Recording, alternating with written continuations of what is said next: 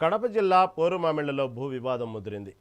మూలపల్లె పొలంలో తమకు ఎలాంటి ప్రమేయం లేకపోయినా అక్రమంగా కేసులు నమోదు చేశారని Badvel market yard vice chairman Basireddy Ravindrareddy స్థానిక రైతులు ఆవేదన వ్యక్తం చేశారు.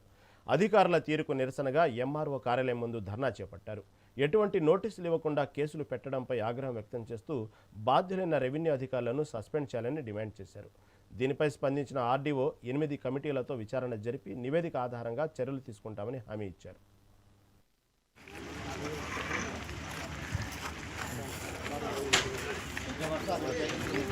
సస్పెండ్ చేయాలి, సస్పెండ్ చేయాలి, సస్పెండ్ చేయాలి.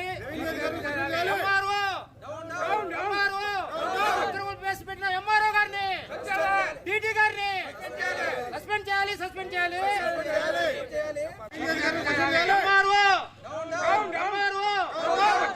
పెట్టిన ఎంఆర్ఓ గారిని హాజరు వాళ్ళ సమక్షంలో కొన్ని సర్వే నెంబర్స్ క్రియేట్ చేశాయి. ఇంకా రెసిడ్యూల్ అంటే సర్వే నెంబర్ 1 రెసిడ్యూల్ యాక్సిడెంట్ కూడా ఉంది.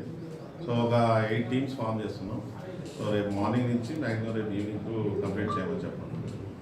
సో ప్రతి టీంలో కూడా ఒక విఎస్ని ఒక విఆర్ఐడి పెట్టి సో ఆ డిటి తహసీల్దార్ వీళ్ళు సూపర్వైజ్ చేస్తాం.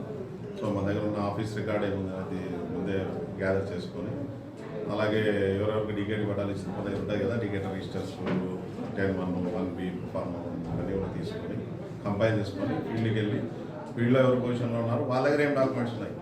సో మనకు తెలిసిందే చాలామంది దగ్గర డాక్యుమెంట్స్ ఉంటాయి. ఏదైతే ఈ ఆఫీస్ నుంచి ఏమి ఉంటాయో అవి మాత్రమే మనకు జెన్యూన్ ఇవి.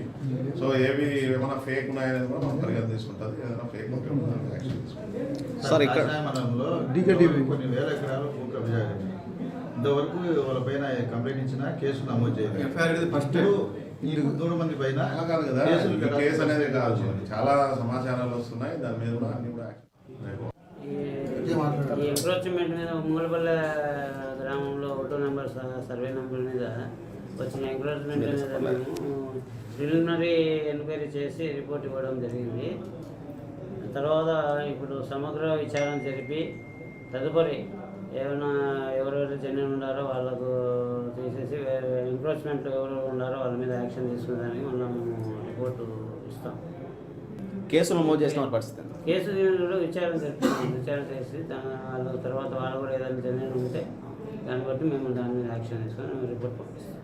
జెన్యూన్ పరిస్థితి సార్, జెన్యూన్ ఉండేది జెన్యూన్ అయితే మేము రిపోర్ట్ ఇస్తాము అని న్యాయం చేస్తాము. ముఖ్యంగా నా మీద కూడా దీంట్లో ఎందుకంటే పేపర్గా ఏదో ఇచ్చినారో ఏమో కానీ నాకు తెలియదు, కానీ నా మీద ఆర్డీఓ కా నుంచి ఏదో ప్రత్యక్షంగా పేరు పంపించినారని నాతో స్వయంగా ఎంఆర్ఓ ఫోన్ చేసి చెప్పినారు. ఎందుకు చెప్పినారో అది ఒక్కటి తేలాలి. ఎందుకంటే నేను ప్రజల తరఫున ప్రతిరోజు ఎంఆర్ ఆఫీస్కి వస్తా, ఎండిఓ ఆఫీస్కి వస్తా. ప్రతి ఒక్క ఏ ఆఫీస్లో మీరు పిలిపించి ఇప్పుడు పోల్రెడ్డి దీంట్లో ఏమన్నా ఆయన స్వార్థం కోసం ఏమైనా చేసుకున్నాడో చెప్పాలి. ఇది ఒక్కటి నిగ్గు తేలాలి. ఆయన మీద మా క్లస్టర్ ఇన్ఛార్జ్ అంటే బసిరెడ్డి రవీంద్రారెడ్డి మీద. ఎందుకంటే స్వయాన నాకు కూడా ఆ పొలం ఎక్కడ ఇప్పుడు దారి తెలియదు. ఆ పొలం ఏడుంది మూలపల్లె 1 ఒక్కొక్కరు 50 ఎకరాల రవీంద్రారెడ్డి 50 ఎకరాలు ఆక్రమించుకున్నాడు, పోల్రెడ్డి 50 ఎకరాలు ఆక్రమించుకున్నాడు, మిగతా వాళ్ళు వాటర్లు పంచుకున్నారు. అది తేలాలి. అది ఎందుకంటే మీ అందరి అడుగుతున్నాం, ఆర్డీఓ గారు ఇక్కడనే ఉండరు, మీరు అందరూ కూడా అడగాల్సిన విషయమే. ఎందుకంటే ఎవరు నిజంగా ఆడుండరు వాళ్ళ మీద కేసులు పెట్టండి, యాడికైనా ఓకే మేము సిద్ధమే. నేను చేసింటే నా మీద పెట్టండి, రవీంద్రారెడ్డి చేసి చెప్పండి. మా నాయకులు ఎవరైనా చేసింటే కబ్జా చేసింటే మేము దేనికైనా సిద్ధము. ఒకవేళ చేయకుంటే వాళ్ళ మీద కేసులు పెట్టాలి అధికారుల మీద. ఏ వాళ్ళు లక్షల జీతాలు తీసుకుంటారు ఇక్కడ, ఏం చూసి కేసులు పెట్టినారు? ఒక రైతు పొలం చేసుకోకుండా ఏ చట్టంలో ఉంది? ఏ చట్టంలో జేసీ పెట్టి మట్టితో మరి ఎవరు తోడడం లేదు. వైసీపీ గవర్నమెంట్ మొత్తం మా ఏరుతో తోడేసిండ్రు. మా ఊరికాడ ఆంజనేయ స్వామి గుడి దగ్గర ఇదే వైసీపీ నాయకులు 30 సంవత్సరాలు ఓడిపోవడం బాగా ఆక్రమించుకో ఉండరు. ముఖ్యంగా మేము చిన్నపిల్లలప్పుడే మేము అప్పుటేల నుంచి దాన్ని సాగు చేస్తున్నాం. దాంతో ఒక శనేశ్వర స్వామి గుడి కూడా ఉంది. దాది వచ్చేసి ఇప్పుడు ప్రస్తుతానికి అరటి పంట ఉంది. అరటి పంట సాగులో ఉంది. దానికి ఒక బోర్ ఉంది, దానికి ఒక ట్రాన్స్ఫార్మర్ ఉంది. అసలు దీని వెనక ఎవరుండ్రు? ఈ ఆగమేఘాల మీద ఈ ఎంఆర్ఓ గారు, ఈ డీటీ గారు, ఈ ఆర్ఐ గారు ఏమి రిపోర్ట్ తయారు చేసిండ్రు? అక్కడ అసలు ఏమి జరిగింది? దీని వెనక ఎవరుండ్రు? అసలు ఎందుకు కేసు పెట్టాల్సి వచ్చింది? పోలీస్ స్టేషన్ ఎందుకు పంపించాల్సి వచ్చింది? రికార్డు రాత్రి 11:30-12 పెట్టినట్ట. అసలు ఎందుకు పెట్టాల్సి వచ్చింది? మీరు కేసు పెట్టే ముందు అసలు ఎవరు ఆడ ఫీల్డ్లో ఉండరు, వాళ్ళకి ఏమి రికార్డులు ఉన్నాయి, ఇది ఎట్ట భూమి వచ్చింది, మీరు ఏమి సర్వే చేసిండ్రు, ఏ ఒక్కడి ఈ పేర్లు పెట్టిన వాళ్ళకి 13 ఒక్కరికైనా తెలియజేసిండ్రా? అసలు ఎక్కడుంటాడు? ఒక ఆర్మీలో పూనాలో ఉంటాడు, ఒక సాఫ్ట్వేర్ హైదరాబాద్లో ఉంటాడు, ఒక పీజీ క్యాండ్ బెంగళూరులో ఉంటాడు, ఒక పీజీ క్యాండ్ బెంగళూరులో ఉంటాడు, మేము విజయవాడలో ఉంటాము. ఏమీ తెలియకుండా 5వ తారీఖు ఆర్డీఓ గారు వచ్చిండ్రు, 6వ తేదీ ఈవినింగ్ కల్లా రిపోర్ట్ రెడీ చేసినట్ట, 6వ తేదీ నైటే పోలీస్ స్టేషన్కి ఫోన్ చేసి 11:30కి అర్జెంట్ కేసులు కట్టాలట. ఇది ఈ విధంగా ఎక్కడన్నా జరిగిందా? ఇది ఎట్టా, ఏ ఆరోపణ? అసలు పెట్టే ముందు ఆ మనిషి మీద పెట్టే ముందు అసలుకి ఏం రికార్డు ఉంది? మీరు ఫీల్డ్ లేకపోయినరా? ఫీల్డ్కి పోయి మీరు ఏ రికార్డు సంపాదించారు?